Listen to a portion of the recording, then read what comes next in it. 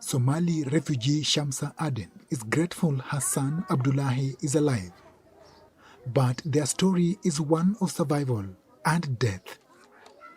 She was left disabled after being shot 9 times in 2003 by Al-Shabaab militants who in May this year killed her husband with a grenade. Somalia's record drought starved her 2-year-old daughter to death in October, so she fled to Kenya's Dadaab refugee camp.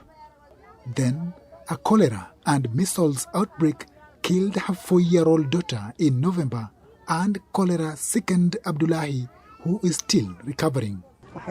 It makes me have painful flashbacks. I feel bad about my husband being killed. I feel bad about the death of my children. I'm not able to talk about them. Adan is one of more than 80,000 Somalis the UN says have fled to Kenya's overcrowded Dadaab camp since October to escape drought, only to face disease. In nearby Hagadera, the International Rescue Committee's health center alone has treated close to 300 cholera cases since the October outbreak. Because of the short rains that we experienced recently and compounding with the current outbreak, the cases might really go high. Most of the patients are children, like Somali refugee Ada Abdikadir's 3-year-old son. I thought my child was going to die, but I thank God he is alive. He has been given medication to help him recover. While VOA was filming at the health center, another patient, a middle-aged policeman attached to an aid agency, died from the waterborne disease. Compounding the cholera is an outbreak in the camp of measles, a childhood virus spread by sneezing and coughing.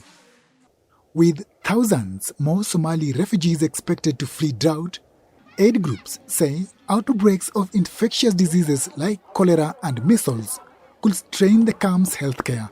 In a context where there is overcrowding in the space available, because if we are not allowed to do proper planning, proper site planning, decongest the camps, that means people are on top of each other and this can spread like wildfire. So that risk is there.